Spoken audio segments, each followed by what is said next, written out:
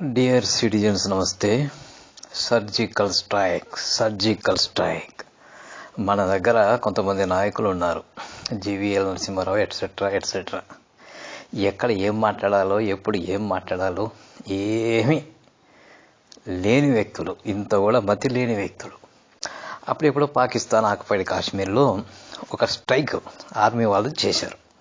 దానికి పెట్టుకున్న ముద్దు పేరు సర్జికల్ స్ట్రైక్. అక్కడ అమెరికా హీరోషిమా నాగసాకిలో లిటిల్ బాయ్ ఒక ముద్దు పేరు, అణుబాంబు దాడికి ఒక ముద్దు పేరు పెట్టుకుంది. అట్లా ప్రతి యుద్ధం లోపల ఇప్పుడు తుఫానులో కూడా ముద్దు పేర్లు పెట్టుకుంటున్నారు. ముద్దు పేర్లు. అదేదో మరి అప్పుడెప్పుడు ఉద్ తుఫాను, అట్లా ఎన్నో తుఫాన్లు ముద్దు పేర్లు. అట్లా సర్జికల్ స్ట్రైక్. మరి పీఓకే మీద చేసిన సర్జికల్ స్ట్రైక్ని ఇప్పుడు మొన్న ఒకడంటాడు బండి సంజయ్ ఇంకా వాళ్ళు హైదరాబాద్ ఓల్డ్ సిటీలో సర్జికల్ స్ట్రైక్ చేస్తారంట. హైదరాబాద్ ఓల్డ్ సిటీలో ఉండేది భారతీయులు కాదా? హైదరాబాద్ ఓల్డ్ సిటీలో ఉండేది భారతీయులు కాదా? కొత్త సిటీలో భారతీయులా? ఏంటో సర్జికల్ స్ట్రైక్ చేస్తారంట. సర్జికల్ స్ట్రైక్ అంటే ఏంటంటే నాకు వెనకడితో ఒకటి గుర్తొచ్చింది. వెనకడికి భస్మాసురుడు అని ఒక ఆయన ఉండేది. ఆయనకు అందరూ కలిసి వరాలు ఇచ్చిండ్రు. వరాలు ఇస్తే ఆడు వరాలు ఇచ్చిన వాళ్ళ మీద కూడా చేయి పెడతానికి ట్రై చేసిండు. అంటే ఏంది అదనమాట. అప్పుడు ఆయనని శిక్షిస్తారు, ఆ భస్మాసురుడిని. ఇక్కడ కూడా అట్లాగే తయారయ్యిండు. ప్రజలు ఎన్నుకున్నారు, మంచిగా ఏదో పాలించండ్రా అంటే సర్జికల్ స్ట్రైక్ చేస్తామంటున్నారు.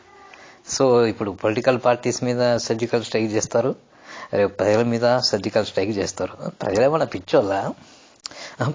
పిచ్చోళ్ళ అంట బాబు.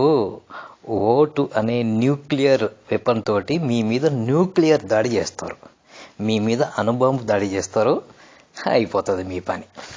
కాబట్టి ఊరకనే విరబిగకండి. చరిత్రలో మన దగ్గర చరిత్రలో చూసుకుంటే వాళ్ళు మనుషులైనా రాక్షసులైనా ఆఖరికి దేవతలైనా ఎవరైతే విర్రవీగినారో వాళ్ళంతా నాశనం అయిపోయారు.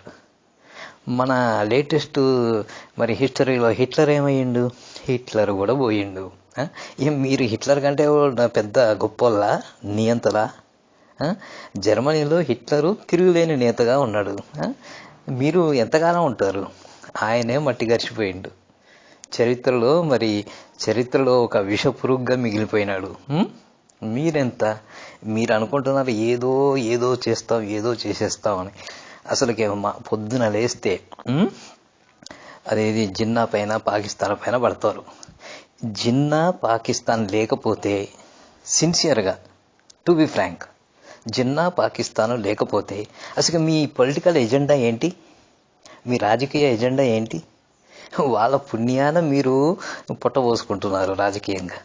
పొద్దున లేస్తే మీరు ఆ యొక్క భారతమాత, శ్రీరాము వాటికంటే కూడా మీరు ఎక్కువ తలుసుకునేది పాకిస్తాన్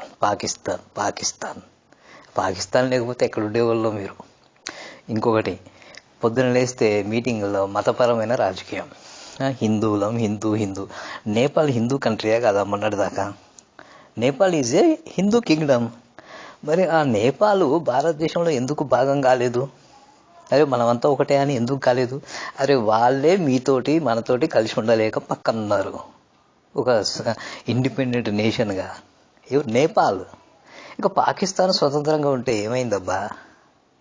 శ్రీలంక, భూటాను, బంగ్లాదేశ్ ఇవన్నీ స్వతంత్రంగా ఉంటే ఏమైంది? పొద్దునే లేస్తే పాకిస్తాన్ విడిపోయింది, అది దూరం. నేపాల్ కూడా పక్కన ఉంది కదరా భయ్. హిందూ కింగ్డమ్ ఉన్నటిదాకా సెపరేట్గా లేదా? ఎందుకురా భయ్? హిస్టరీని వాస్తవ దృష్టితో ఆలోచించండి.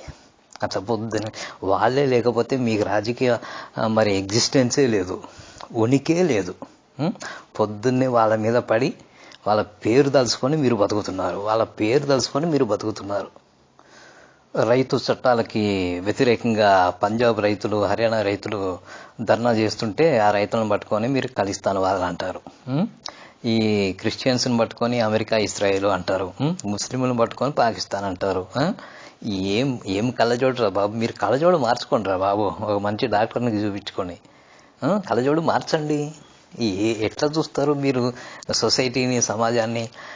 కాశ్మీర్ నుంచి కన్యాకుమారి దాకా ఉన్న వాళ్ళందరూ భారతీయులని ఏ కోశాన మీ హృదయంలో లేదు. కానీ పొద్దున లేస్తే ఓరగానే ఒక దంపుడు ఉపన్యాసాలు చేస్తూ ఉంటారు.